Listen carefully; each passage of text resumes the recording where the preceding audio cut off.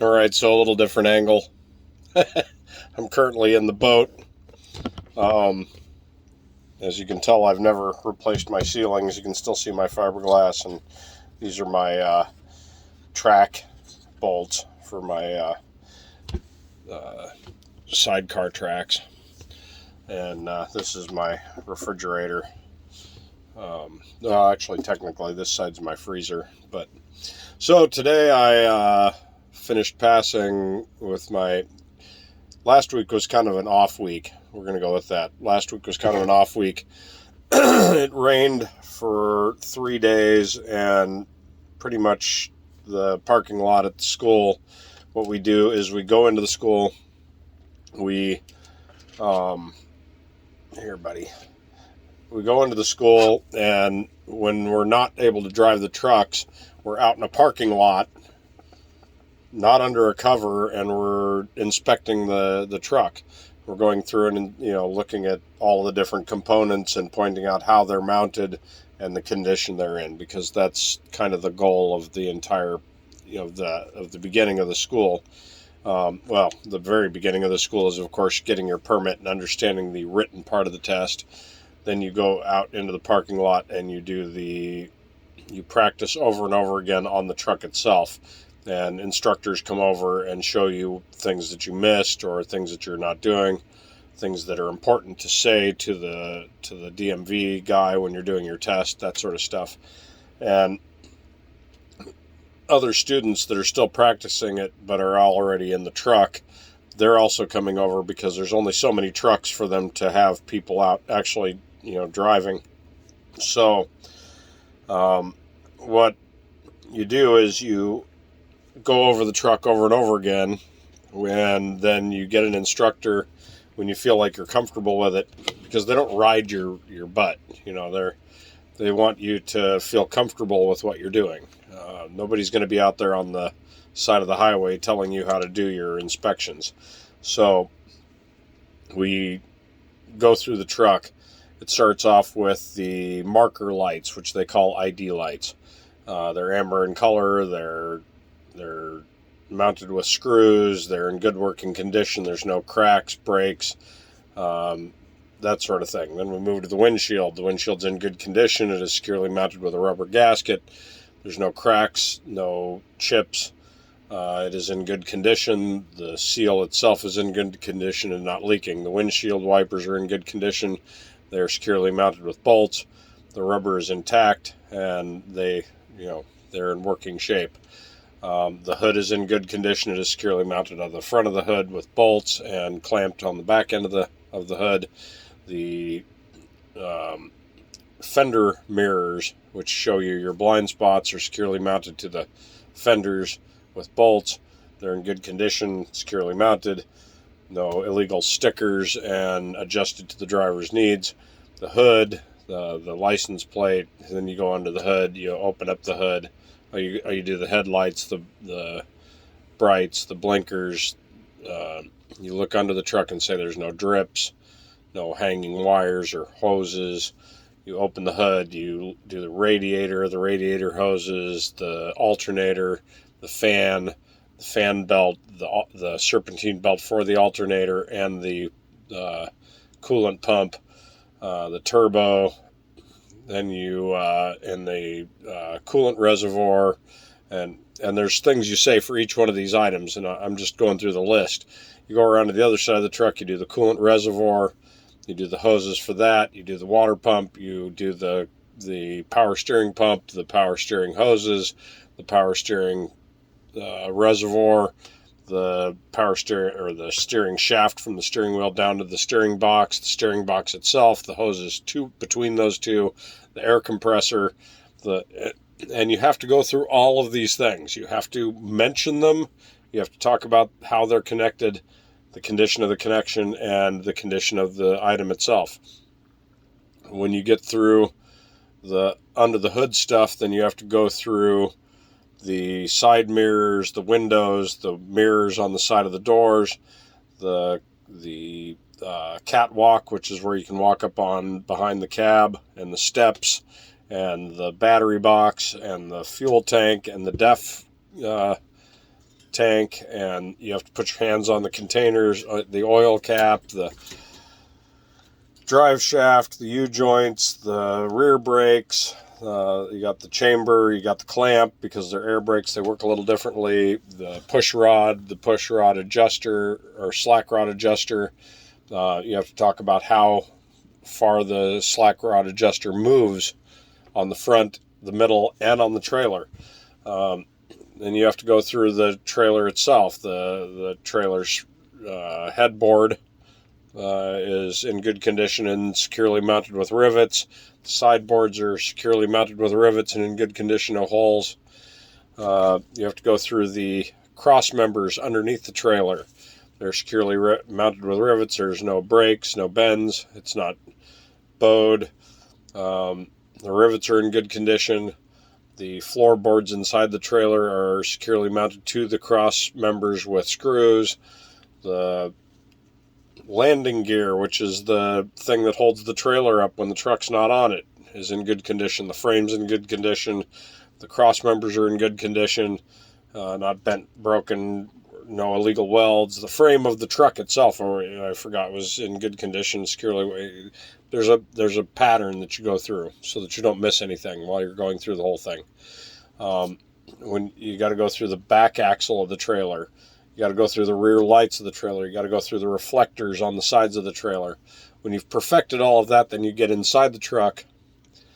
You have the person giving you the test at the DMV check your lights, make sure your blinkers are working, that your headlights are working, that your brights are working, that your marker lights are working. Then they get into the truck and you go through the air brake test. You inflate your air brakes. You talk about when the governor shuts off. You shut off the truck. You test your ABS system before you do any of that. You have to put on your seatbelt in advance of all of that. Then you do an applied air brakes test where you put the truck in gear, because we're doing this on a stick shift truck. You put the truck in gear to hold it in place, and you shut the engine off, which will leave the ignition on. The air brake tanks are full. The compressors filled them to their maximum allowable limit of 140 pounds, or just barely under that. You engage you leave the trailer brakes engaged, but you disengage the truck's brakes, and you pull forward and tug on the trailer, and that's a pass test. Then you disengage the trailer brakes, or you engage the truck brakes, you disengage the trailer brakes, you pull forward, make sure that the truck's brakes hold. Then you disengage the truck's brakes, and you pull forward about 2 feet, and you hit the brakes on the floor with the brake pedal. And when that holds, you have to also mention that your steering wheel doesn't go one way or the other. You have to go through, then you feather the brakes. So you just press on them over and over again until the air pressure gets low enough that your emergency lights and buzzer come on saying that your air pressure is low. That proves, and that has to happen above 55 pounds, but below 75 pounds. Then you continue that. You keep pressing on the brakes until your emergency pop-out valves pop out, and set the brakes, lock them up. Once that occurs, then you restart the truck. It's a safety start, so you put the truck back in gear, you make sure your brakes are set, you start the truck. While it's recharging, what I like to do is go through all of my gauges while it's refilling the air compressor. I go through my oil pressure gauge, my temperature gauge, my fuel gauge and def gauge, my air pressure gauges, which there's two of. One is the pressure in the tank and one is the usable air pressure. It's kind of the same thing, but technically one can be a little different than the other while you're actually pressing on the brakes. So I'm pressing on the brakes and it gets down under 100 psi. The air compressor will start to refill the tanks, but it's not going to change the amount of pressure that I have in the brake chamber, because I've already applied that brake pressure. It's already gone past the valve. It's being I'm the one pushing on the brake pads. Once you've gone through that, then you go through the windshield's in good condition, the gasket's not leaking, the windshield wipers work, the left signal works, the right signal works, the emergency flashers work, the headlights work, the brights work. all of this stuff has to be in the right order, and you have to say the right thing, or else you will fail the test. So once you've gotten an instructor to approve that you have learned all of these things and that you've got that down pat, then they'll let you get into a truck and actually start backing up. And this is actually where it gets easy for me, because I've been backing up trailers since I was like 11 years old. So today I did that. I got into a truck. I backed it up perfectly straight. It was not a problem. I did it for 15 minutes. Then I allowed another guy that was been doing it for about 3 or 4 days to get into the driver's seat, and I got into the passenger seat. And he's been having trouble with the trailer getting off. So you pull forward about a truck and a half ahead, and then you have to back it back into the space straight. And he kept having a problem where the trailer would start to shift off, and he didn't know how to deal with it. So I was able to kind of instruct him on how to adjust the truck so that the trailer would do what it's supposed to do. And he thanked me repeatedly, but, I don't know if that was real or not. I think that it helped him a lot. I think that I did. I think that he's got the hang of it. But the only reason that I understood it is because I've backed, probably 20, 30 trailers, and each one of them I've probably backed up 15, 20 times a piece. So to me, backing the trailer is the easy part. The only difference is that these trailers are long, and I'm not accustomed to that. So that's where I am right now. I'm going to continue to go over this every day. When I go into school, I'm going to go over the entire truck again. I'm going to do the entire pre-trip inspection. Then I'm going to get in the truck, and I'm going to do the entire in-cab pre-trip and brake test, just like I did today, because this has to be perfect. This is most of the test when you're talking about at the actual DMV.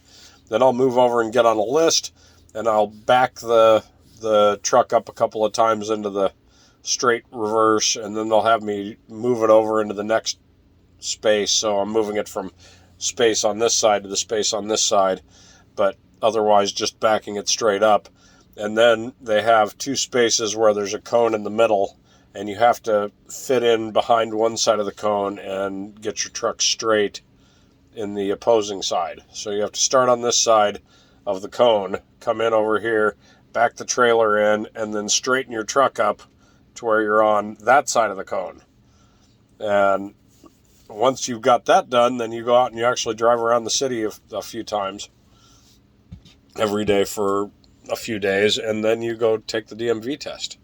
So my guess is that because I have no problem backing up a trailer, I might have a little bit of difficulty with the initial, moving it from this side to this side section, but I think I'm going to fly through all of the backing up because I've had a lot of practice over the years. And then driving it around the neighborhood,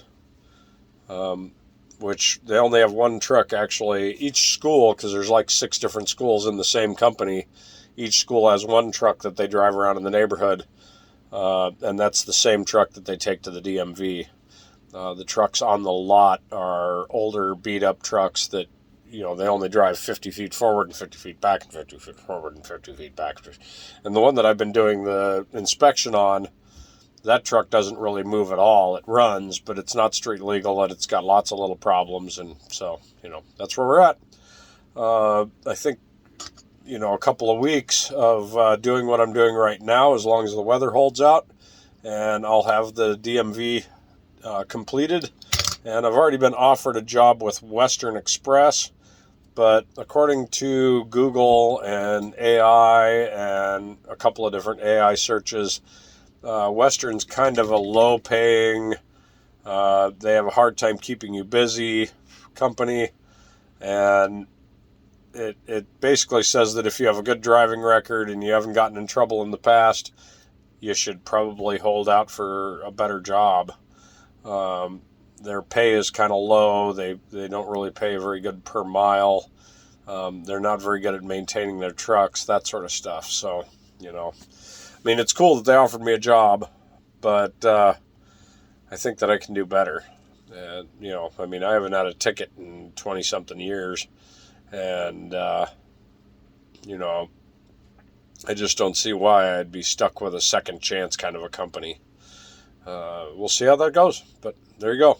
That's the next one. We're moving right along.